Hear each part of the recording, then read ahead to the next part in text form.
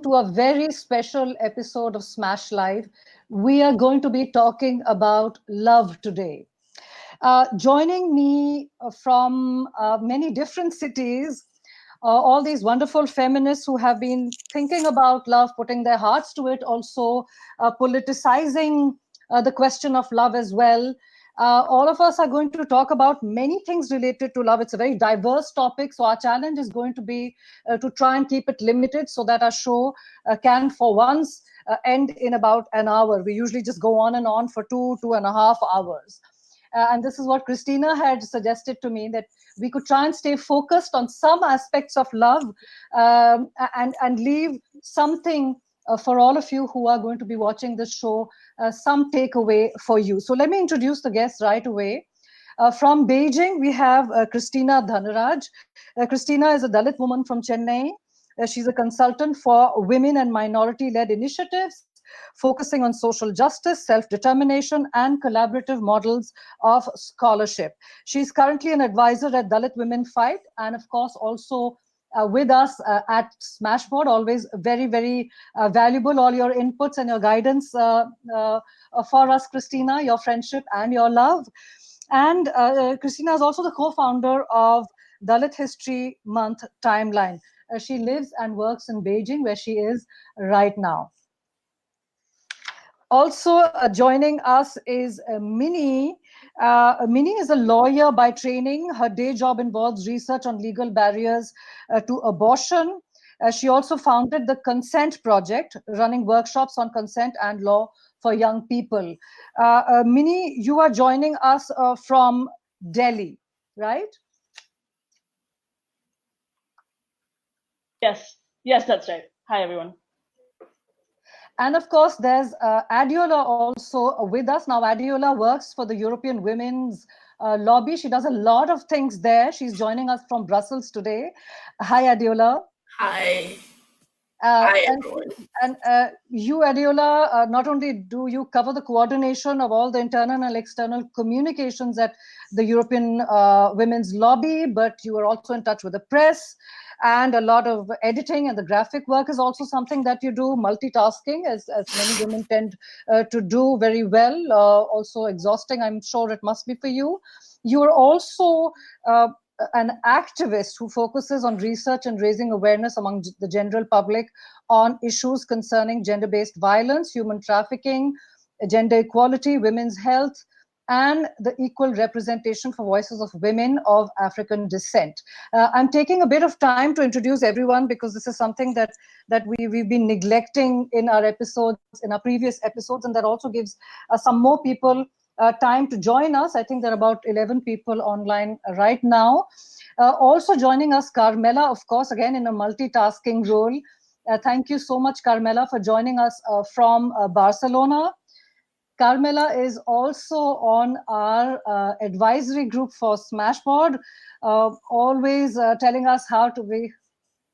Okay, great. So that actually, that is a symbol that Carmela will tell you herself about. I'll let her take the mic just now and tell us a little bit more about what she just showed to us. But Carmela is a trans intersectional communicator. She is brilliant at doing these simulcasts that she's helping us with right now. And Carmela has also been my buddy each time I have gone to Spain to participate in the women's marches that happen on the 8th of March. And she has introduced me to a lot of wonderful feminists in Spain.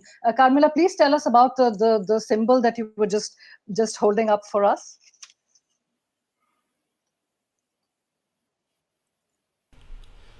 Well, this symbol is what I'm carrying in the marches that I go to.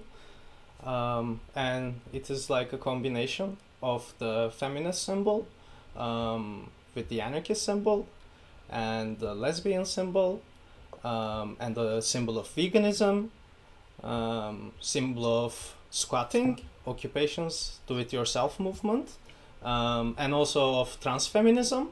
But I put my own touch there with making the arrows look like kind of limp. And yeah, I guess that's about it. I like the fact that all these movements are materially connected. Wait, did I say lesbian? I shouldn't have passed out lesbian, because that's why there's like two women's symbols here. And that is maybe something I will talk about later, as what love means in political lesbianism. And I'm very happy to see all of you here. Thank you very much for this. I'll let Thank you, Carmela. And sorry to put all this pressure on you, where you have to do all the production stuff and also talk. Just to introduce one more person, there will also be Amina, who we have spoken to, and she is somebody who has worked a lot to do with body positivity, activism, and so on. And she is somebody who is a blogger. She talks regularly about body positivity, and she does a lot of work basically to tell people that fat people can be healthy and happy, which is a very important message. And we will be talking to her as well in a while. She wasn't able to join us live because she's fasting, as it is the period of Ramzan, but we did take some time off and had a long chat with her, which we will be playing back during the show. So I will quickly start with Christina. Christina, the one thing that I want to ask you before we start getting into the politics of love is the simple fact that a lot of men, in fact, a lot of boys are socialized to learn very early that the whole subject of love is something very girly or something that women should be concerned with. It's almost as if this whole realm of emotional love, romantic love, and so on is something that is only women's responsibility. Would you like to start with that, please? Sure. I don't consider myself an expert at this or expert at giving a commentary on this, but I do think that it's quite a sad thing, isn't it? That somehow men, cis men in particular, cis straight men in particular, are somehow not exposed to the wonders of how much we can talk and discuss and feel and experience love. And I do believe it's quite a sad thing. It's a loss, in fact, something that should change, and that should not be the case. Secondly, I don't think that is the case with all men. I'm in love with a man, and I think he's been amazing in many ways, very emotional, equally emotional. And I think when cis straight men are in love and they are fully experiencing it and they are feeling confident enough to show it, it is a beautiful thing to experience when you're at the receiving end of it as well as at the giving end of it. So, I mean, if there are cis men out there, if there are men out there, or for that matter, if there are anyone out there who feels like they should not be emotional or they should not be experiencing love, then I think it's time to perhaps look at all of that differently and partake in this beautiful experience. Sorry, I'm not able to hear you, Nupur. Can you hear me now? Yes, I can. Okay, so I was going to throw that question to Adeola and ask her, the whole idea that the business of love is something that's only meant for women to worry about and not so much for men. Just a word on that before we get deeper into discussing more about love. Yeah, so for me, I think when we talk about love, I always think about community. I think about the togetherness of more than one person. Friendships are like how we all love we have. Friendship, there's kindness and but doesn't from a place of obligation. And I think when we talk about relationship between cis heterosexual men and women, we're always talking about the obligation to keep up a family, because that's what patriarchy teaches. It's about you being in love with this person to reproduce, to overpopulate the world, to overpopulate the earth. Whereas if you think about, I'm in a relationship with this person to grow together spiritually, to grow together physically, to grow together economically, but growing is the base of it, and not just the obligation to reproduce or to create this world that will be sustaining and upholding capitalism. That is what love should be like, in where I stand and how I perform love and act on love with the people around me. And I think when we think about that, then it's equal participation. It's not just one person doing the work of love. It's not just the woman, because if you think about our friendship, we all work together. If a friendship is always one-sided, then you know that that's time to go. I can't hear you. I agree with every single word that you said there. I'm actually turning the mic off each time because I've got a fan here. It's really warm in Paris. I'm going to turn the fan off maybe because it's better for people to be able to hear me than the fan cooling me. Now coming to Minnie with the same question. Minnie, also, this whole idea of the yes and no, the part where we are consenting or not, the gray areas, all of that make it very, very complex. And we will be talking to you about this during the show. But once, very quickly again, why do you think is love mostly considered the business of women? That's if you agree with what I'm saying, of course. No, I definitely agree. I think that that shouldn't be the case, but I would agree with what Christina and Adiola have said so far. I think it comes down to how we socialize how we are socialized when we grow up, and these messages start really, really early. I think they start even before your teenage years, and it's the domain of men is to not show emotion, because showing emotion is seen as weakness for a man. And so to engage with emotion, or to engage with anything that has anything to do with emotion, is perhaps something that men aren't socialized into, whereas women are socialized a lot more into that, because their role is still seen, maybe not explicitly anymore in some relatively privileged circles, but it's still seen as caregiving and nurturing, and being more in tune with anything to do with emotion, which is where love comes in, I think. Absolutely. Also, Carmela, I wanted to talk to you also about how the gender binary and the way children learn about it in school, that's something that already starts stratifying all of these things from a very early age for all of us. Do you also think, as a trans woman, that very often the discussion around love is either firstly not really seen as something very valuable or powerful by men, and also the fact that it's kind of the reflection and the effort that has to be made, the adaptations that have to be done, all of that is relegated to a kind of the headache that women should really be concerned with more than men?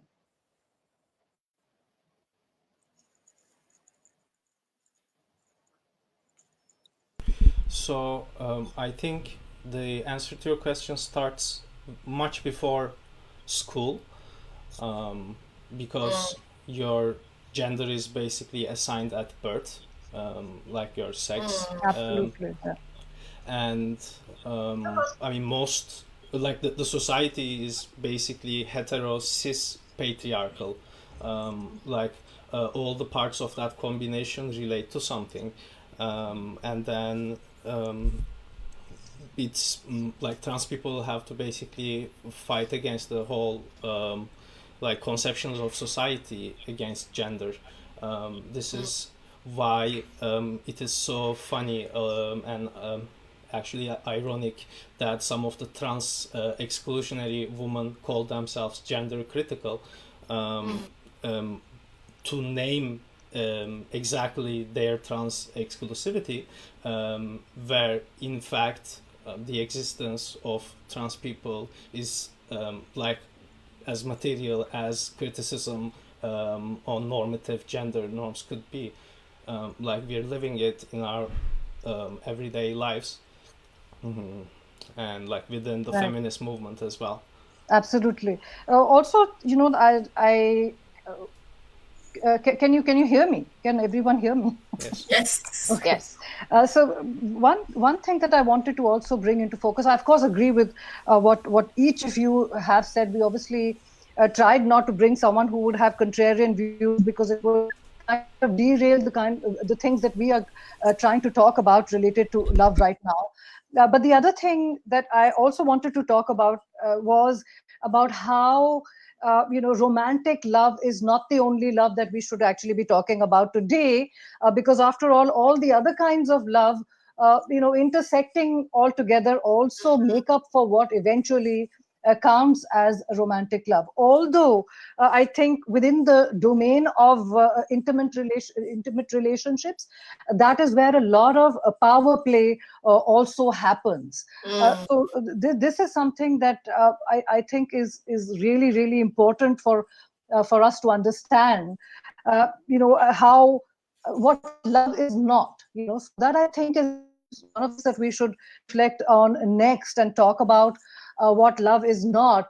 Christina, you were saying that you would like very much to talk about how love is politics, and you mentioned Bell Hooks's book Communion.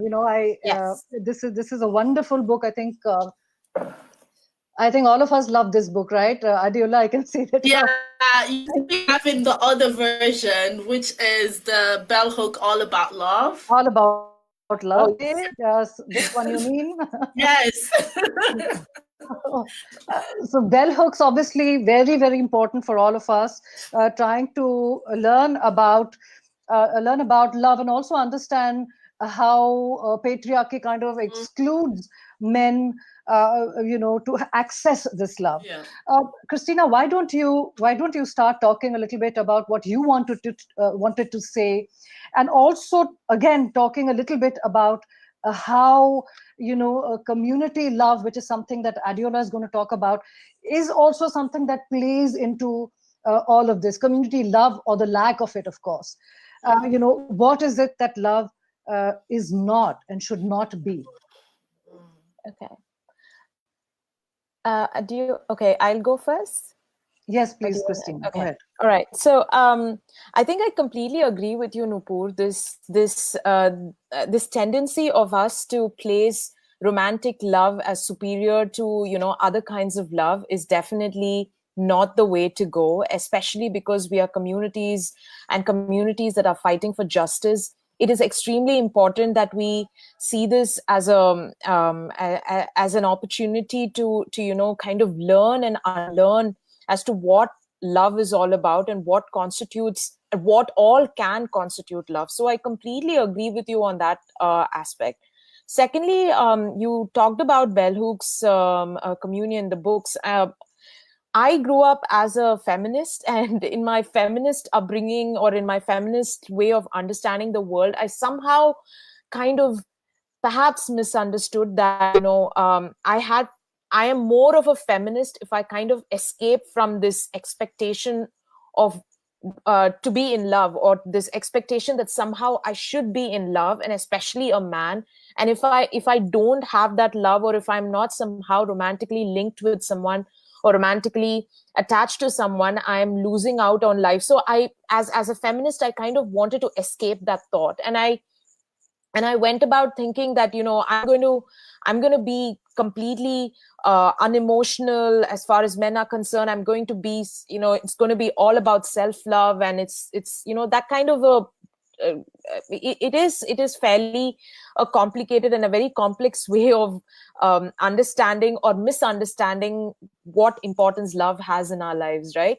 But I think reading Bell Hooks kind of cleared that for me. It was like a haze, and she kind of her writing just made it all so much clearer, because I think this need to be in love and need to love whoever that is, whether it is romantic or familial or community based, however it is, this need to be in love and to love is very inherent and very innate. And I don't think we should find a way to escape that need, or find a way to somehow tell ourselves if that's not there, then we've somehow conquered the world. And I think that's closely linked to this tension that keeps coming up between self-love and community-based love.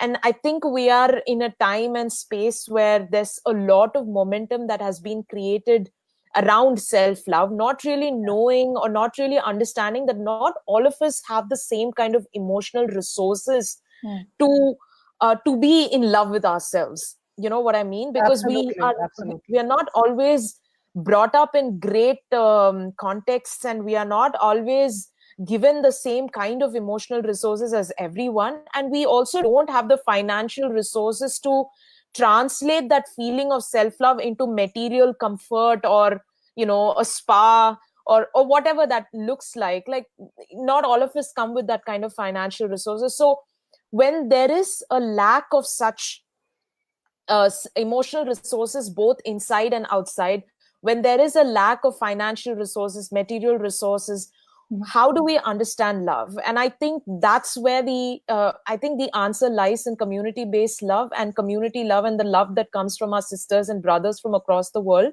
And I'll probably stop here and have Adeola talk more about it. Yes. Yeah, so Adeola, over to you. So Adeola, there are lots of things there to actually unpack, you know, from what Christina was saying. You know, I really relate to what she's talking about, self-love, because not only does it depend on, you know, what community you belong to, what oppressions you are fighting, but also mental health. There are some people who are not able to access that self-love. Obviously, self-love means many different things for many different people.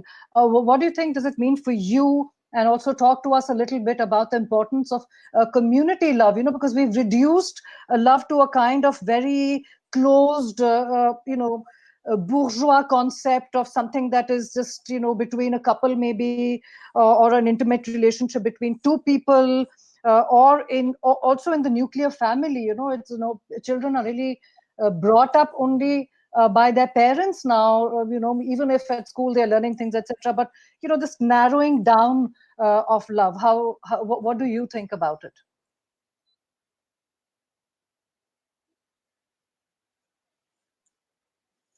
Adeola? I don't know if Adeola can hear us. I muted myself, sorry.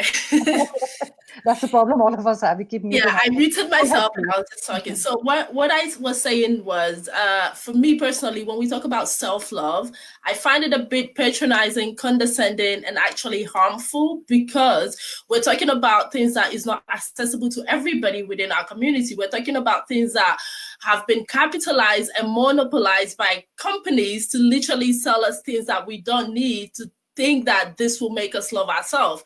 Like, oh, if you come to this beautiful self-love retreats, you will learn to love yourself. And I find it like a slap in the face to someone who cannot afford to put a food on the table when you're telling them to come on a $5,000 retreat, or buy this book, or buy that book. And I'm thinking here, like, why is this very heteronormative and utilitarian to say, I need to buy this book for me to love myself? Whereas someone growing up in a community of non-nuclear family, growing up in Nigeria, I am of Nigerian descent, I grew up in Nigeria, where you are raised literally by the village. You're not just raised by your parents, you're raised by grandparents, aunties, uncles, extended family, who you see daily in your life as a child, doing things and upholding you in terms of making you understand who you are and how you play your part in the world. And I think that was my basis of understanding that for us to love ourselves, we first of all need to see our community show us how to do that. And not just how to do that, but also how to make sure that when I'm doing that, I also create boundaries that allow me to love others and show up for others and respect others and be generous and kind and compassionate to other people without making sure that that is happening at my own detriment. So when we talk about self-love, it's about you taking care of yourself, very individualistic, and telling you that for you to take care of yourself, you need to buy this and this and this and that. And then that's when I'm like, is this only for the elite bourgeoisie heterosexual couples who are just the two of us and our kids and we love each other? Is that what we want to replicate, the prototype and the model that Hollywood and all other industry like Bollywood and Nollywood is giving to us? Is that what we want to replicate? Or as a feminist who grew up in a feminist household, what we want to replicate is show up for each other, regardless of if we're not intimate sexually or we are intimate, because I personally believe that there is intimacy in all relationships and they manifest themselves differently. And that for me, I think is what I see in my own feminism as someone who not just love, but show up for the people in my community, regardless of the type of relationship I'm having with them. Also, Adiola, the other thing, and because Christina was talking about bell hooks, bell hooks also talks about this idea of second shift, Yeah. Second shift being, once women are able to actually go out and work, they have this, second layer of tasks and work that they have to do, which basically means that women are actually overworked. In fact, sometimes women who are not working in certain professions are not even seen as being part of the workforce. So that, of course, also putting extra pressure on women, where sometimes we have to remember that we have to also take care of ourselves, which obviously doesn't mean going to the spa and so on and so forth. Mini, would you like to come in on this as well, or Carmela? About this whole idea of community love and self-love playing into our concept of who we are, how we love, and who we love.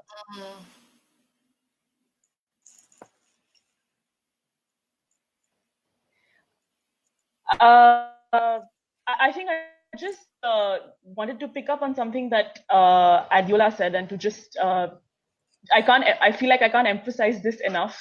And I think, again, this comes from my own upbringing, the idea that love is accessible only when you're part of a couple, when you're part of a heterosexual couple, and that it is only something that is accessible to people who there is a certain kind of love, and that is this conception of intimate love, and it's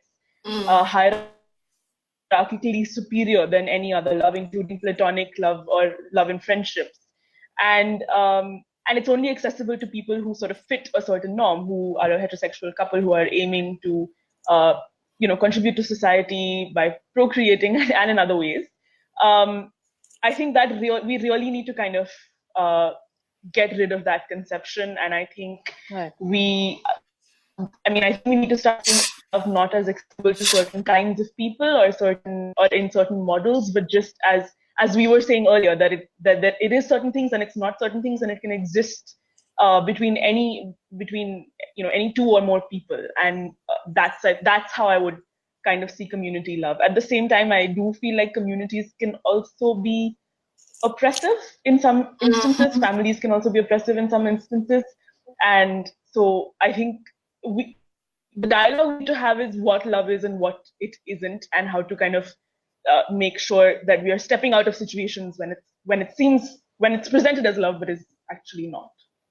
You're very right there, especially about how communities and families can actually be oppressive. In fact, like in India, the whole joint family idea, that wasn't really a space where women were not being oppressed. In fact, there were multiple points of oppression. So whereas you also had your parents, in-law, oppressing you, and of course you also had your intimate relationship and so on. Carmela, please bring us back on track if you think that what we are discussing is increasingly becoming a politics of heterosexual love and romance, because also the question of community and society, for a trans woman like yourself, I sometimes wonder, and perhaps a little naively, that being in a space that is a lesbian space, does that space somehow become safer? Because increasingly there are a lot of women who find that love and sexuality also is something that's not only fulfilling for some of the privileged ones amongst us, but also something that's full of dangers. So like seeking love and pleasure can be quite dangerous also for some of us, no matter how brave we are, no matter how confident, and so on and so forth. But tell us a little bit about your concept of what community love can be and what self-love also is for you.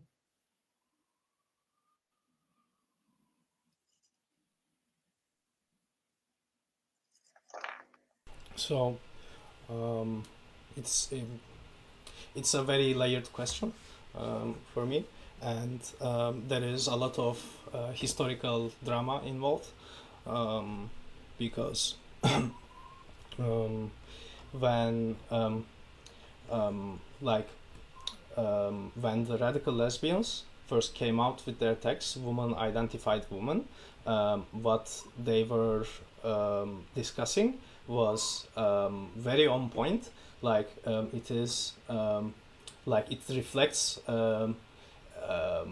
on like how the lesbian feminists politicized the idea of love and how it can be used as a concept of community. So what they were proposing was to not only for lesbian women, but also for heterosexual women, still to see the idea of love as a kind of power that we invest into things. Even though we might be sexually attracted to men, we can still do this in a certain critical way, and then like see how our like work of love as a kind of resource and like invested in other women. This was like in a way the basic proposal of the radical lesbians.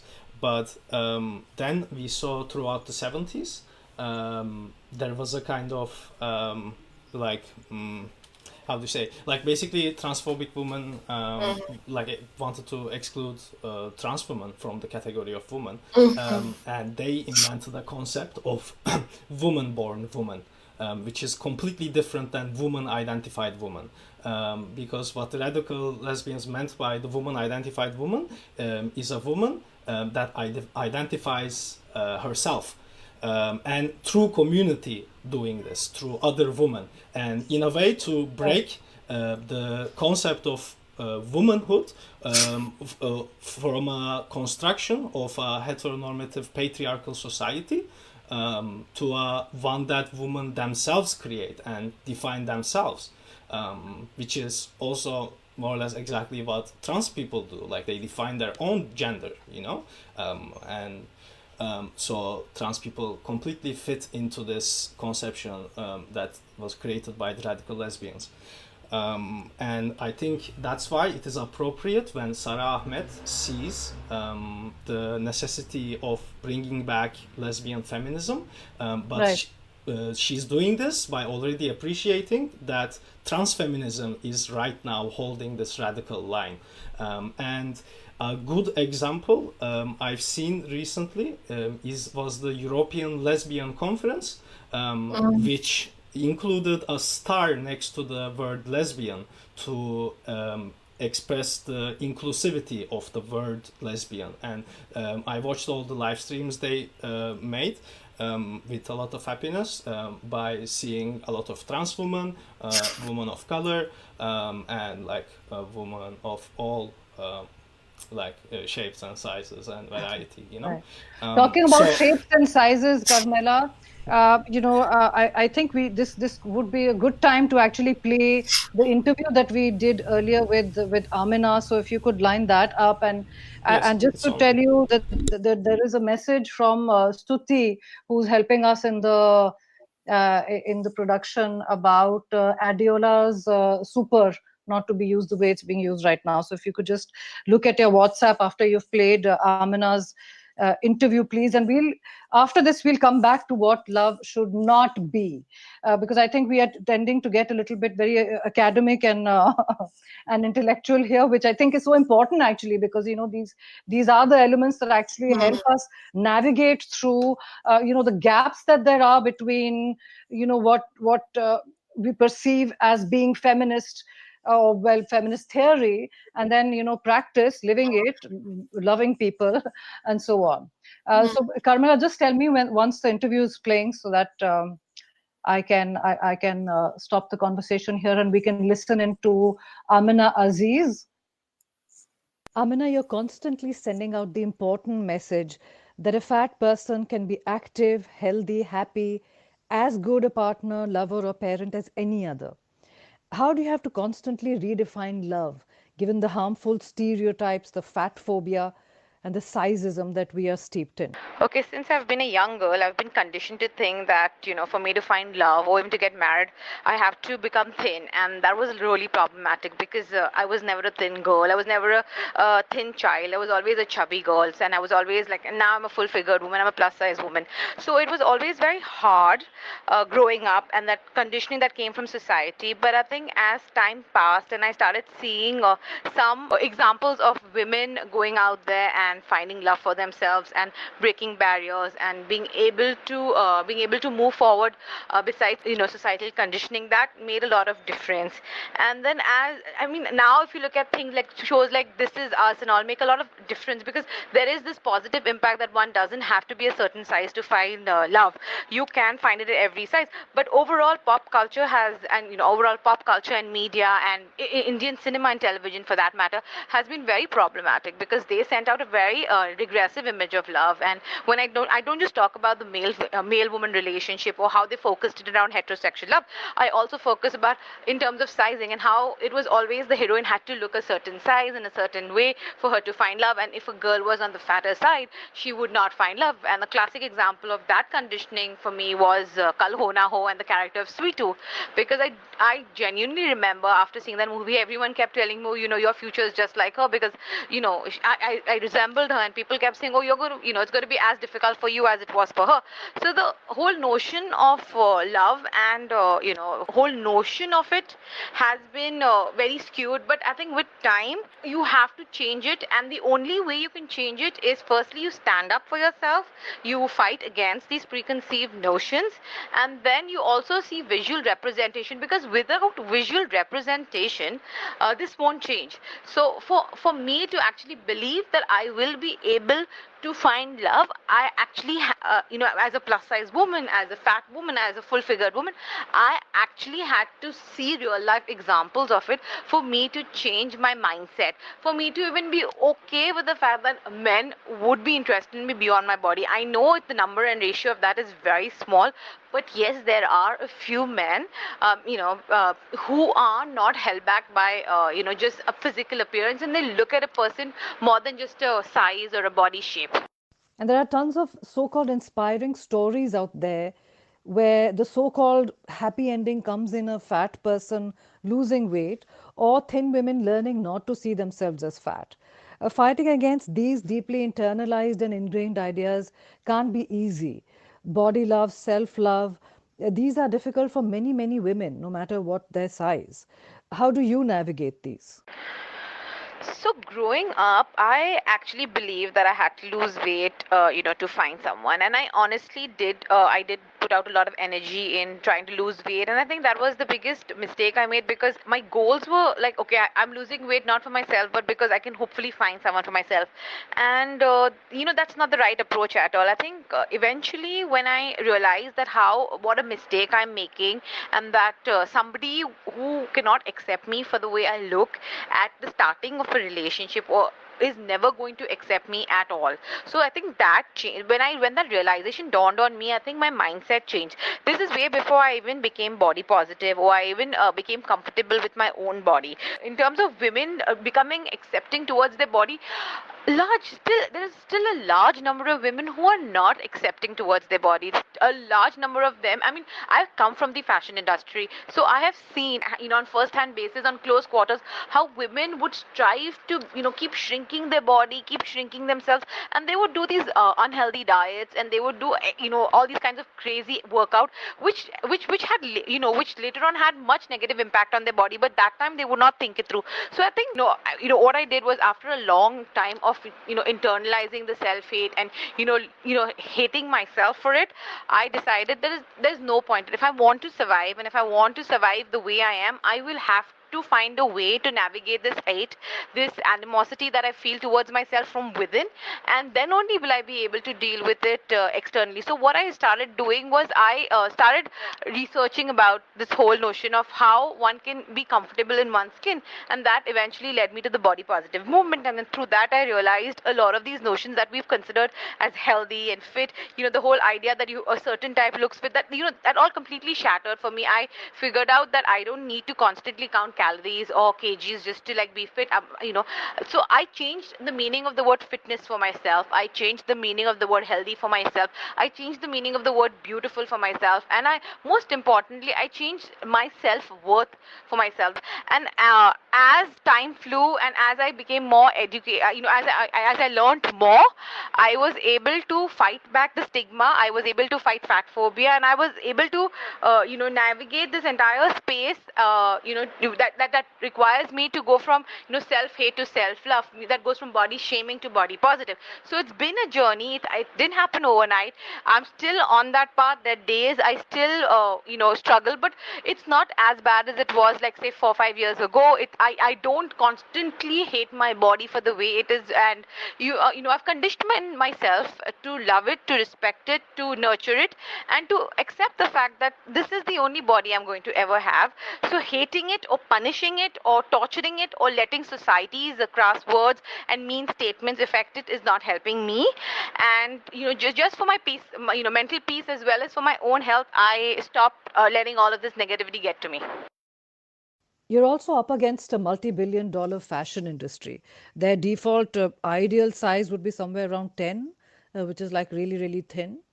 Anyway, coming to India, we had Bollywood films very cruelly portraying fat women, often played by people like Tuntun or Manorama, as either not intelligent or outright wicked. How much has any of that changed? We still don't have any icons to look up to, do we? Okay, Bollywood. Okay, in terms of Bollywood, let's talk. You've mentioned the word tuntun, and that's kind of a triggering word for me because I grew up being called tuntun by a lot of boys in my area, and kids who would play with me. So it still kind of triggers, but not in a negative venue because it reminds me of where I was and where I've come. And so like tuntun was years ago. Maybe when I wasn't even born, or maybe when I was a kid. Let's talk something in the in the recent future. A movie like Dam Laga Ke Haisha, which was a very path-breaking movie in many ways, but it also was problematic because in the end of the day, we're sending the message that no matter how good the girl is, if she's fat, she has to marry a guy who's not on par with her. Like me growing up, we keep telling girls, I grew up listening to the word that I will have to compromise on the quality of the guy because I'm fat, and I shouldn't have to. That's a wrong message that we're sending girls. And in terms of Bollywood is not remotely inclusive. I mean, women talk about how much weight they lost. Look at Alia Bhatt. She spoke about losing weight before getting into Bollywood. Sara Ali Khan spoke about it. Bhumi Pendekar. I mean, there's stories after stories of women, and these women take great pride in telling these stories that they lost so much weight just to make it in Bollywood. I mean, the fact that we say such stories, we've reduced women to their bodies and not talent. Like if somebody is talented, like look at Chrissy Menace. She is talented, and she is full figured. She's an absolute fat woman. Her talent is not diminished by her size. So then why do we perceive it that okay, for you to break into Bollywood, you have to look a certain way. You have to you have to change your body. So I don't know, and we're not even, and also a narrative. We're not even creating a narrative where we can imagine a plus-size woman as a heroine, where we can imagine a plus-size woman, as the center of her story, as the lead, and not as some side character who's a friend or who's some cousin or something. Visual role models play a very important role in how we see ourselves and how we accept ourselves. So in that sense, there are no Indian icons for me to look up to in terms of body positivity, in terms of size acceptance. Maybe Usha Uttap, but she was never she was more of an actress. She was not really an actress, she was more of a singer, so you can't even consider her that mainstream. But no actress, no model, nothing comes to mind where I can say that okay, they've depicted a plus size woman in a positive light. We are also talking about love today, but not just romantic love or desirability. There's also love for children, love for the community, love for people around us. As a fat activist, how do you deal with the fact that a lot of times people, even doctors, flight attendants, co-passengers, colleagues, are either in different and dangerous ways, or they are literally tormenting, bullying fat people? This clearly puts pressure on fat people's mental health. So growing up, I faced a whole lot of discrimination based on my size, and I didn't actually realize it when I was younger. When people would treat me differently from girls in my class, like when teachers would not give you, part in a play, or when they would say, "Oh, why don't you do backstage instead because you're better at art and stuff like that." So at that time, you don't realize that it stems from, it stems from fat phobia, or teachers doesn't think you're confident enough to face an audience. And back when you're younger, you internalize it. So for me, I did internalize a whole bunch of it, and I'm sure a lot of young girls are internalizing. Like I go for a swim and I see a lot of these young girls, and I also see how conscious girls who are on the plumper side are with their bodies in swimming costume, and it's so heartbreaking because these girls are like 8-9 years, and they're already feeling conscious about themselves. I'm sure they've been mocked by their friends. I'm sure they've been mocked by their family and stuff like that. One thing that kept me sane through it all was I had very supportive parents. Like my parents have never fat shamed me. And as a society, we need to understand that it's not helping anybody when we try and force somebody to lose weight, or we do a kind of a deal. Okay, you lose so many kgs and I will give you this. I mean, honestly, that's a very negative notion of love. That's a very negative notion of of community. So one shouldn't hold that one shouldn't hold that on any child, or for that matter on any person. You cannot stipulate love, and you cannot say I will give you less love or less acceptance based on your size. So I wish our schools would teach this. Our schools, how schools are teaching about good touch and bad touch. It's so important to teach kids about fat phobia. It's so important to educate children about bodies, because I still see young kids, mocking girls who are fat, shaming them for their existence and stuff like that. We have to have body positive dialogue at the school level, at that basic level. So when children are growing up, they grow up free of prejudice rather than grow up with prejudice. And we also be very careful, like how we're very cautious about gay slurs. We don't use religious and gay slurs. We don't use homophobic slurs. We don't use religious slurs. Similarly, we've got to be very careful about fat phobic slurs. You cannot be okay with a boy or a girl calling any of their classmates fat in a negative way, or using euphemisms for it, like tuntun or like Hulk, or whatever, or these things have to be nipped in the bud at the earliest possible stage, and then only will things change and the society will change.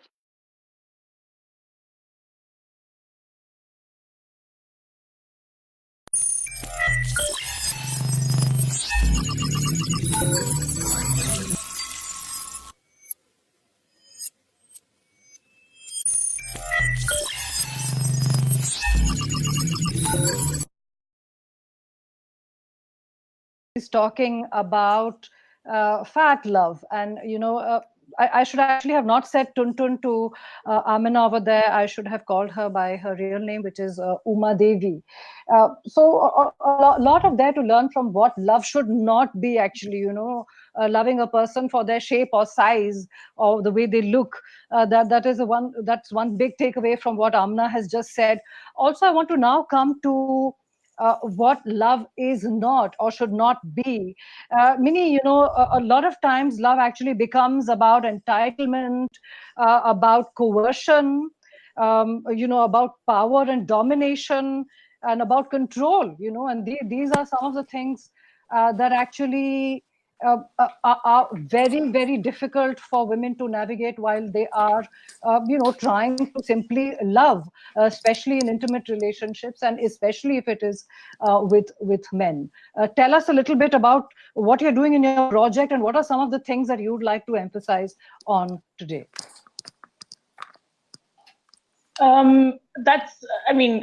It's exactly the sort of the focus of what I really want to do with the workshops. So we do sorry about that. We do workshops with young people.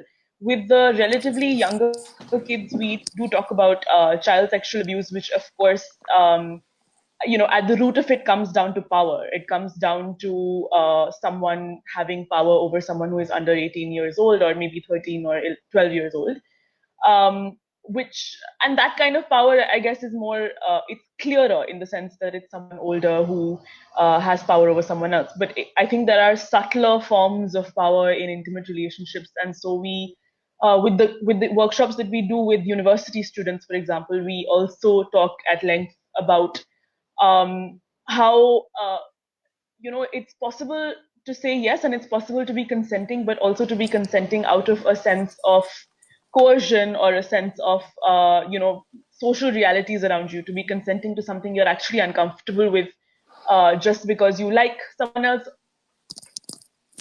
I can't hear you, Nupur. I'm saying that it's also about the system of power that is created within a relationship, even if it's a one-on-one intimate relationship. It's a kind of oppressive system that's created within the relationship. So sometimes you are saying yes, but that's because there is some kind of pressure on you, the pressure of being abandoned, for instance, or being punished for saying no. Isn't that what you mean also? Absolutely. I think this dichotomy between consent and desire is really interesting, because I think women do desire, but consent often comes from a place which is not desire, and it comes from a place which is either a power dynamic with the person that or the people they're in a relationship with, or it comes from a place where as you said, they're saying yes because they don't want to be they want to be in that situation because they don't want to be alone, for example, or because they want to take care of the person, they want to please the person, they want the person to like them, even though they're not necessarily comfortable with what they're saying yes to. So I think it's important to examine that as well. It's difficult because on the one hand, I'm saying consent should be respected, a yes should be respected and a no should be respected, but also I think that we should look at why we're saying yes to certain things and why we're saying no to certain things. And that most importantly, anyone who is in a relationship, physical or emotional or whatever relationship it may be, should really be coming from a place of empathy, should be coming from a place of compassion rather than a place of entitlement, as you said, and give the partner or partners the space to say no, or the space to say yes, or the space to voice discomfort whenever they're feeling that discomfort and wherever it comes from. Yeah, well, actually, a lot of these situations can lead to, what can be perceived as domestic violence, except that sometimes we are not able to frame it like that. And at this point, just before we go to Adeola, because she's back online and I'd like her to give some of the, concluding statements, because we are nearing the close of this show. I want to mention somebody called Lena Gunnarsson, who I only very briefly read about, and she's written something called The Contradiction of Love. It's a book that she's written called The Contradiction of Love. And she brings up a very important point, about how subordination actually operates in this domain of sexual love, So for example, a lot of times, and she says this, that, there are power asymmetries, so that women are actually supposed to, accept men for who they are, quote unquote, So, it's very often, especially in a heterosexual relationship where a woman has to fall in line, as it were, to sort of, be more loving, literally to give more love and not necessarily receive it. And also men feel entitled to this fact that you have to accept me as I am, and that actually becomes the norm that everybody has to then follow. So these are actually kind of, I would actually perceive this as a microaggression, because what is then happening, that you're actually living the life, that somebody else is actually dictating the terms, and that kind of creates a situation where saying no becomes practically impossible. Adeola, would you like to come in on this, please? Yes, I would like to say, because you said you will say it as microaggression, but I think I would like to say it as the patriarchy and the system that has been in place, that both people identifying as women and people identifying as men have been socialized to think that that is the way to give love, and women always do the emotional labor of care and the unpaid work of care, especially in all relationship, whether that is a relationship of a mother and a daughter, or mother and a son, a mother and a husband. It's always women doing, at the end of the gate, doing the work of loving, caring. And I think what we need to do, and what I observe in other relationships that works better, is when we allow this love care work be shared equally among people who are in the relationship, whether that's women and women in a lesbian relationship, or women and men, or women and non-binary people, is how do we shift the way we see the work of care and respect and nurture? How do we all nurture each other in our relationship? And I think that's when love becomes a burden sometimes, when love becomes something that is used against women, that, well, if you love this person, then you will forgive them and forget the abusive ways that they've treated you. Or if you love this person, then you will know how to take care of them and show them how to love. And I'm just like, no, that's not your responsibility as a woman to show someone how to love. Your responsibility is to show love and expect to receive the same type of love that you are showing in return. And I think there is one person that said it very perfectly. A friend of mine just finished her PhD on masculinity and how we show love, specifically for men. And I just reading through her work, I'm just inspired by the way that talking to men, actually, that they don't realize that they have put the emotional labor for such a long time, because that's what they're expected to do. They're expected to expect love from the side of women without contributing to that. And Absolutely, I think the best analogy is, how do you expect a plant to grow if you're not nourishing it? You have to nourish love. So basically what you're saying, that we are, this whole idea, this asymmetrical loving is something that is normalized by our society, and even we tend to do it at times by taking on the role of being the loving and the care, and more loving and the caring person, accepting what is to be done. And what happens then, not only in a relationship where there are not only in heterosexual relationship, in any relationship, no one person should actually be subordinated to the other through sexuality and love, because then it's actually no longer love, if you look at it that way. It becomes domination. And I think one thing that power. I would like to end on is what I tell people that I work with. I work with a lot of women who have been who are working through their sexual trauma or the traumas that they've experienced in their upbringing. And what I always say is, even myself, I tell myself, when I'm in a relationship and I think I am doing the labor of care, I ask myself, why am I doing this? What is this giving to me? If it gives nothing to me and I'm just fulfilling the role that society expects of women, then I know that it's time for me to say, sit the other person down, regardless of their gender, and say, I have been doing the labor of care in this relationship, and I think this relationship has been one-sided, and I think that's when it stopped being a relationship, once one person is doing all the labor of care. And it's abusive and exploitative to expect one person to keep doing the work when the other person is just receiving the goodness that comes with women loving men and teaching men how to love. You learn how to love by yourself.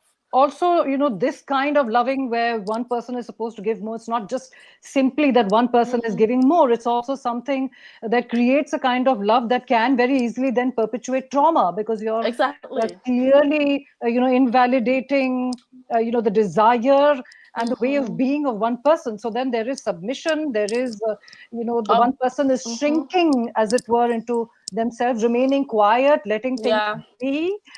Adjusting, that famous word, at least in India, we just, work with that assumption that, women have to adjust, and that adjustment, how far can you take that adjustment? And then there is intimate terrorism. When you're saying no to sex, and then it's actually turning into marital rape, as it were. What were you saying, Adiola? And I said, when the power keeps shifting and shifting, that's when you're terrorized in your intimate relationship. And that's when I think there's a live that we did back about intimate partner violence. And those are the lead part. You're literally building the foundation slowly for you to stay in something that is not good for you in any way or manner, that is not giving back to you, but because we've all been socialized to try to make love perfect, to be obligated to love. And I'm just like, no, we're not obligated to love people that don't love us back. Absolutely. Also, Christina, I know that we could have had a space where we could have actually talked about how there are loving men, and how fulfilling and happy that is to be. But since we are talking about what love is not, to help people actually grasp what love is, when these things are missing, then it becomes more fulfilling. I just wanted to also throw this at you, what Adiola was talking about, and what then leads to being seen as the right of these men to be loved for who they are, for the way that they want to be. Oh, I don't like talking about this. I don't like a public display of affection and so on. And then, this non-adaptability is kind of, made into the norm. And then that leads to a lot of asymmetry of power within a relationship. And there's so many relationships that eventually actually become about domination and, living that life of romantic love, as it were, on the terms that men are defining, or that patriarchy is actually laying out for all of us, and we are just playing into it. What would you like to say about this asymmetry that's there in loving, which actually doesn't make it love at all? It just makes it domination, control, I would say. Absolutely. I think before I get into the asymmetry, and I will try to connect it to what I initially wanted to say, is that we tend to think that love is a very superior feeling. It's a feeling that is above all kinds of feelings, and it somehow is a very equal feeling that everyone feels for pretty much anyone and everyone. But I don't think that is the case. Love is very much a political feeling. It's very much a feeling by virtue of our socio-cultural and political position. And we end up falling in love, or we end up loving even as friends, as family, as a community. We tend to love people who are like us, who are similar to us, and who are in many ways compatible with us, very socially as well, very politically and very culturally as well. And that kind of connects into how within India people feel more comfortable within endogamous relationships, in even friendships that get created only with their own caste people, with people of their own class, because these are all very easy, politically speaking, culturally speaking. And therefore, I think at the beginning, before everything, we need to understand, or at least I'm of the firm belief, that love is not a perfect emotion. It is not an equal emotion. It's not a superior emotion. It is also a function of who we are. It is also a function of our social locations.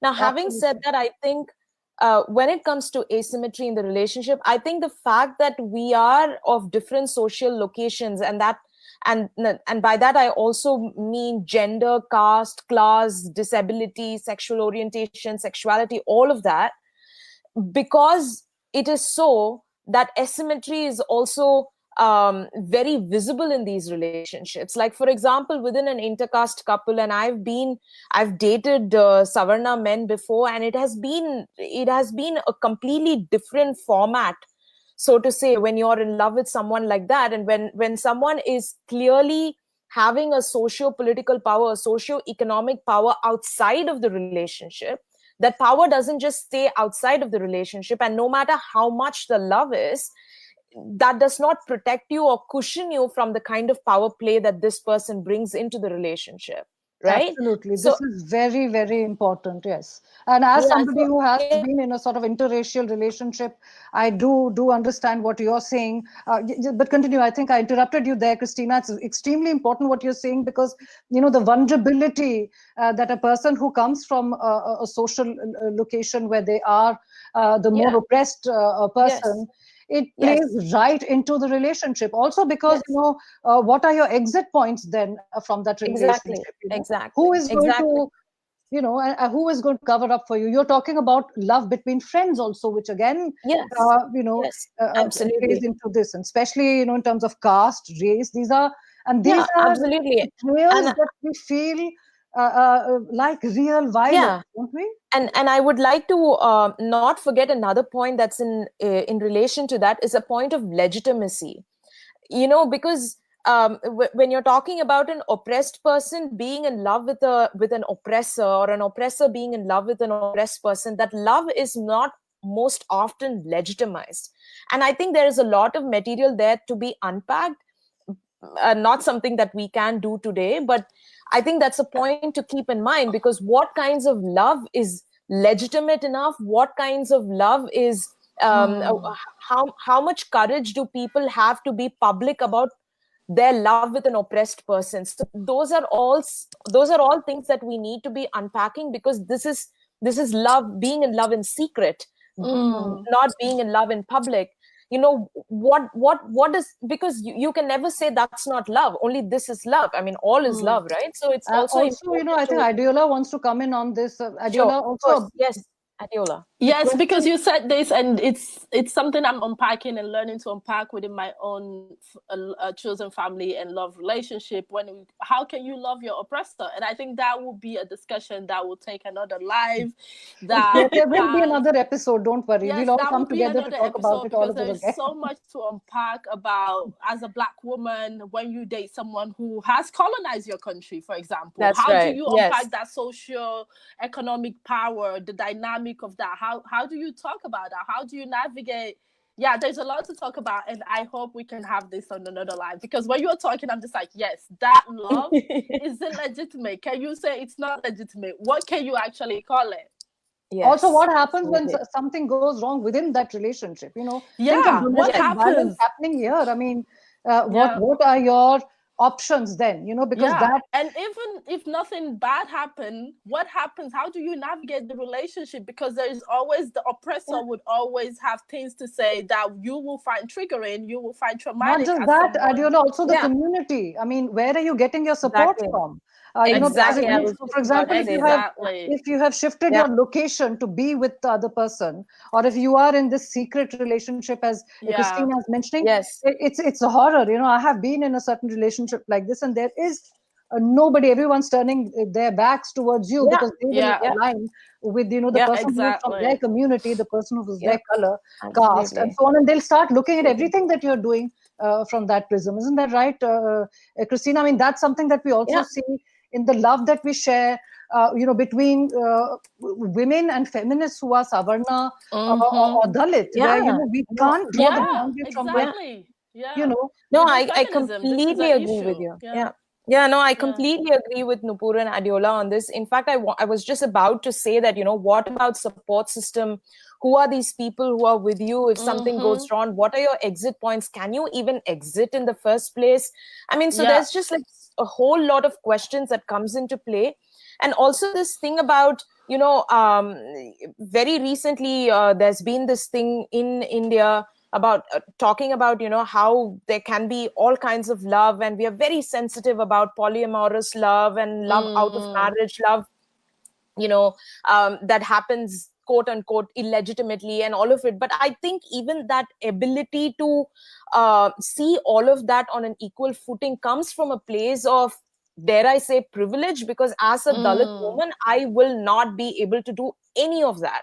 And I won't be able to talk about any of that openly to anyone, or even of my sisters. I just can't do it because there's a whole lot of other things that comes into play. And I face a huge barrier in terms of, you know, how am I going to be perceived? How is that perception going to translate into violence? So there's just this whole lot of things that I need to think before I'm okay with, you know, seeing all kinds of love in the equal footing. Obviously, there's so much to talk around this. There's so much to unpack, and hopefully we'll be able to do it at some point.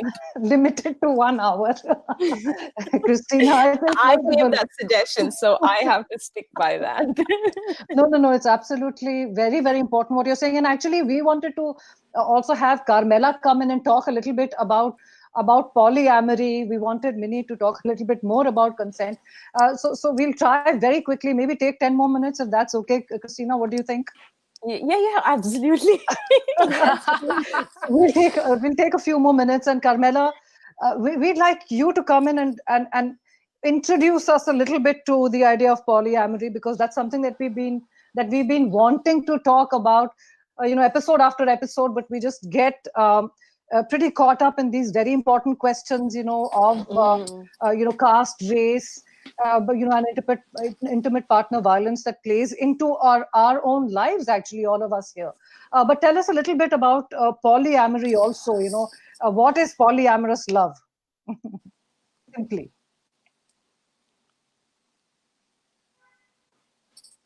Scholar on the issue. I mean,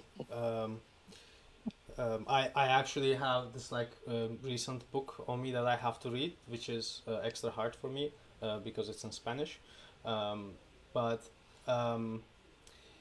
but from yeah, like my already theoretical knowledge that I have and practical as well, what polyamory bring forth is basically a capacity in people for a kind of an infinite love,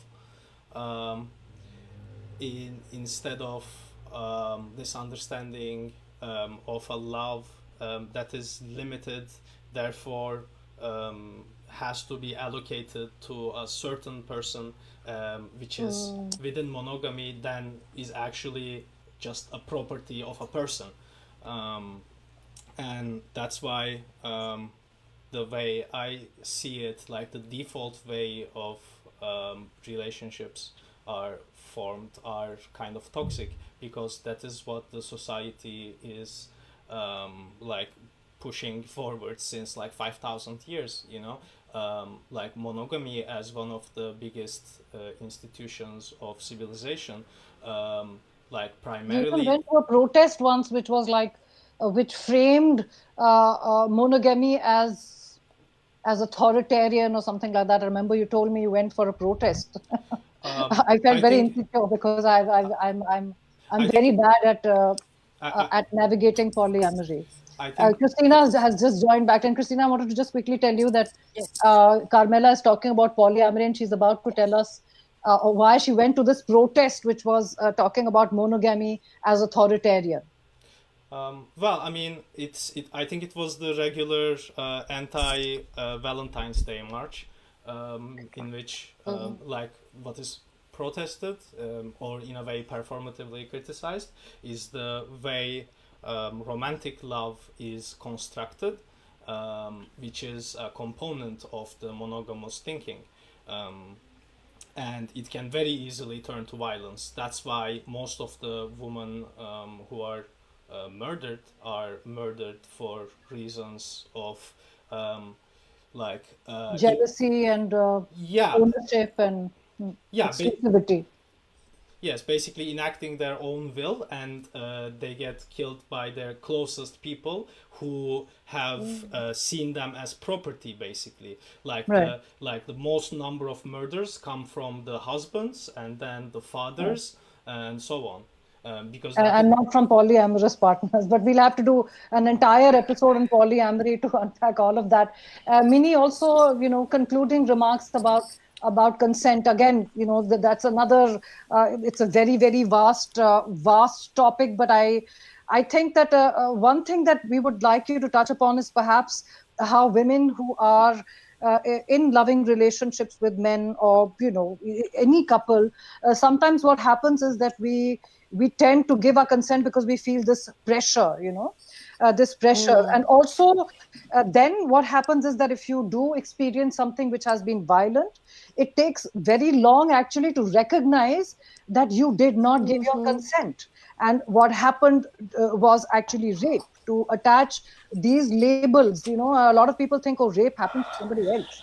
But, you know, there are times when you are giving your consent again and again, repeatedly in a relationship. And when you start talking about it, it's like, okay, don't talk about this emotional crap. This is emotional blackmail. This is also the kind of conversation that happens between couples. So very quickly about how do women actually, how do people, you know, just as feminists who are loving, how do we bridge this gap between what we know is right and wrong, but when we are actually in our lived experiences, these things become very difficult to actually recognize, label, and accept? Yeah. I honestly, just to answer your direct question, which is how do we bridge that gap, I think that the only answer is to just keep talking about it, is to just keep you know, like talking about it with other feminists, talking about it, if possible, talking about it with the partner or partners that you're with. Because I think this whole idea that you touched upon, that sexual violence or sexual assault happens to other people, is really very widespread, I think. And of course, you know, working with the law, it doesn't help, for example, that the way that the law is going is just to criminalize everything more, is to increase punishment, is to give out, with the last couple of years, the amendments we've seen is to give out more death sentences for rape when the survivor is below a certain age, to increase the minimum punishment from 7 to 10 years. You can't, if you're in an intimate relationship and you, after a number of months or years, come to a realization that you have been raped, you perhaps don't want to be in a position to send your partner or ex-partner to jail for 10 years. And those things are hard to reconcile with each other. So like one really good example is stealthing. I'm sure you've all heard of it. Stealthing is basically the practice of removing the male partner, removing the condom midway through sex and not telling the woman. Now that's clearly it's a very widespread practice kind of across the world. It's clearly a non-consensual.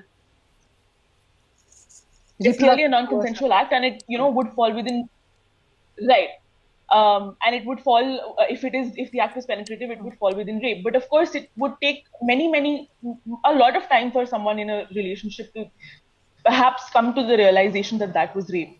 So I think I take my cues from the law, but I know that the law is imperfect as well, mostly because it doesn't touch upon these things, and even when it does, it's not perfect. Absolutely. Also because, when you're living in definitely is. And I was saying that, it's a punitive, when you're living in a society which is like, when the emphasis on punition, punishing, you're living in a society that's a punishment. And when your laws are actually designed for that, you are actually alienating not only the survivor, you are not only not creating accountability, not enough, because love is also that, isn't it? I mean, like having accountability in love, right? Yeah. Absolutely. And I mean, of course, it's a separate dialogue to sort of think about how much the law should infringe into the space of love and those sorts of things. But again, just to answer your question, I think to bridge that gap, the only way to do it is to just keep talking about it and to start talking about it from a very, very young age, to build in that idea of autonomy as well as empathy in opposition to domination or entitlement when it comes to love from a very young age, whether it's familial love or intimate, love in relationships or love in friendships. You have to start super early. Also, the idea of, reconciliation, restorative justice. I mean, all of this is connected to love, because obviously if you are in a legal context where anything which is not love and is being passed off as such, if you don't have any legal recourse to actually getting any justice, you are not fixing these problems. So, we between us, we can talk about it as much as we'd like to, but finally, when push comes to shove, like you said, when you are in a situation of violence, you don't actually go to report anything that's happening within your love relationship, because somewhere you still love that person, and we've discussed things like trauma bonding and stuff before as well. But eventually I feel, as we're coming to a close of this this chat, and please tell me if there's anything else that any of you want to add, Carmela, Christina, Minnie, Adiola, but just I have a feeling that the things that matter most to me and my immediate concerns are also about the kind of withholding that a lot of men practice in relationships, and maybe there are some women also who practice it in theirs, and other kinds of sort of terrorism that gets passed off as love. I find that very problematic, and I want to look at male domination as actually defining the principles of love within intimate relationship. And of course, we haven't even had the time to talk about the love that we have to give our children, how we talk to them about love and emotion and expressing it. I mean, like, we'd have to do maybe 6 episodes, Christina. What are your main concerns, just to leave us with some of those impactful thoughts? What do you think viewers should take away as love? We promised them that we're going to talk about what love is and what it's not. Sure. Just a couple of thoughts. I hope we all have the courage to learn and unlearn what we know about love and what we've known about love until now.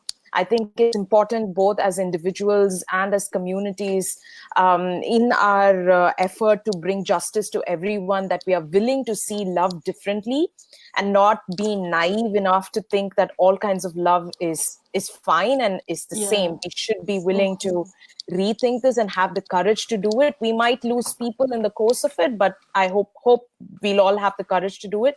Secondly, I wish we can all prioritize community love over self-love, that we also really find ways to be loving and compassionate and understanding of our own communities, of our own people.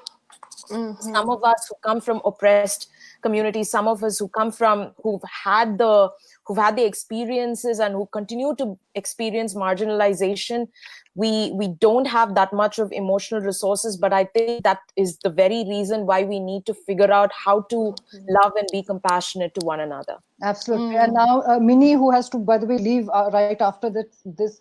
Minnie, what do you think should people take away from the chat that we've had today? Of course, we've left a lot of things unsaid, but of the things that we have discussed, what do you think are one or two most important things for you to remind people of? I think firstly, just as we have all been talking about, just the idea that love is political is something that is a consciousness that perhaps still isn't there, or is there in with very few people. A lot of people see love as, oh, it happens, and it'll come to you in life, and it's this pure emotion, as we were talking about. Just firstly, the idea that it does need to be re-examined in all its various forms. And the power dynamic, it does need to be re-examined, whether it's intimate love or platonic love or whatever kind of love it is. And secondly, just to maybe for everyone to think a little bit more deeply, and myself included, to think a little more deeply about these patterns of whether when you're in a relationship of love, whether it comes from a place of compassion or whether it's coming from a particular act or thing someone said, whether it comes from a place of compassion or from a place of, I guess, entitlement or subordination. Even though those are big words and they sound scary, but they can play out in the littlest of ways. And whether, as a woman, you are doing more emotional labor than your partner, and just to kind of think about those things and maybe start recognizing those patterns. It took me a long time to do that. I was in a relationship for a very long time and kind of realized after a number of years that I was doing a lot of the emotional work, much more so than is required. So, we're not infallible just because we're feminists. Or we call ourselves. Thank you so much. I know you have to run off, and we've kept you for longer than no problem. Thanks so very much for joining us. If you have to leave, thank you, everyone. Thank you so much. Thanks. So now quickly going to Adiola as well. Adiola, since you were talking about a whole village bringing you up, I want to ask you this question, this question of gender binary, I have a 6-year-old niece, and she's already started talking about, boys can't do this, girls do this. And, I want both Carmela and you to give some cues to people who are around children, whether they're our own children, our nieces or nephews, or, people who are under our care. This whole gender binary that they start absorbing right from the beginning, it's very, very difficult to break it. How do you confront it, if at all, when you're talking to children? I think as a child, growing up, and also because I talk to children and I am around children, is to understand that they are individuals. They do not come to be our service. They are human beings. And I think a lot of us, we do the subconscious things when we talk to children as if they are under us and they need us to talk to them with subordination. So we have a relationship where we make them beneath us. And I think that is when we start teaching them how to not be in love and how to actually think love comes as domination instead of a service and an action of I choose to love you as an individual. And I think one Also, thing simply that to tell them that there's no such rule that girls can't do this and boys can't do this, or boys can look exactly this way or dress that way. You know, I used, actually, I showed my niece Carmela's photo, and I said that, you know, sometimes Carmela has a little stubble, and I said, look, you know, it's possible. And I also showed one of another friend's, you know, a man with long hair. I mean, like, these are little clues that we need to give our children to be able yeah to be able to and also move to away from the as stereotype. Mimi said, as we need to unlearn how we see love, and that also means that when we're unlearning, to unlearn with children, to unlearn with with the young people around us, like, you don't need to wear pink. I think a lot of parents just start the conscious socialization by painting the room of a girl pink. That Exactly. already Yeah. is you showing and choosing for that child what you think should be how they see themselves and represent themselves. So letting children just be children and growing up in a way that we stop the gendered relationship of you have to do this or you cannot do this. No, you are doing this if you want to do this, as long as you're aware of the Yeah. consequences. For me, I think that's Also, the when you thing. are The way I was raised is also the fact that we are living in a consumerist society actually makes it very challenging to exactly. keep children from this, because, you know, there are cultural signals that are going to them all the time. What would be the one takeaway that you would like people to go away with after watching this show, Adiola? And then Carmela, if you could also tell us the same, so we can then bring this show to an end. So for my takeaway, I think is to let people know that love is political. Love is a decision. It's not something that you fall into. We don't fall in love because it just happened. You choose who you love, and you choose how you show love to them. And you also choose how you accept that love back. So I think that would Absolutely. be my takeaway. It's not something that happens to you or you let happen to you. It's Or something you that don't fall into you love. consciously, Yeah. yeah, there's no such thing. As Toni Morrison says, I don't want to fall in love with you. I want to grow in love with you. If you're Yes. not Also, growing the in idea of love with someone, mutuality and sharing exactly, far, and far. building together and creating, manifesting something together, not falling and subconsciously losing your mind, because then that already takes away your autonomy and your right to think and appropriately understand what you're doing. Yeah, on the one hand, and on the other hand, it's like, you know, I'm doing this because I can't help it. So it's like you're taking back your Yeah, agency and because then also having accountability, exactly, both. Yeah. Carmela, accountability, exactly, your agency. Carmela, what do you think? Would you like people to go away with, you know, one or two messages or points of reflection that you'd like people to go away with from this show, please? I completely agree with Adeola. Love is political, and in a way that we choose to do. It is also the same way a work, as I mentioned before, that we learn to do, that we are like grown to be accustomed in a certain way, that we all know how is toxic, and then so we have to then recuperate this area, like to like in a way the whole concept of love needs reclaiming. It's like these concepts that we discuss about, like in, I don't know, like I mean, love is as political as a concept like democracy, for example, when it is discussed in the sense that how it is utilized by like superpowers of the world to as a justification of bombing other places of the world. Love as a concept, in a way, just as the same like ruined by men justifying their violence against women, but like just like how people try to not just let go of a concept of democracy to turn to a concept of mass murder. In a way, we have to reclaim the concept of love and make it something revolutionary. Yeah, that's what I'd like to say.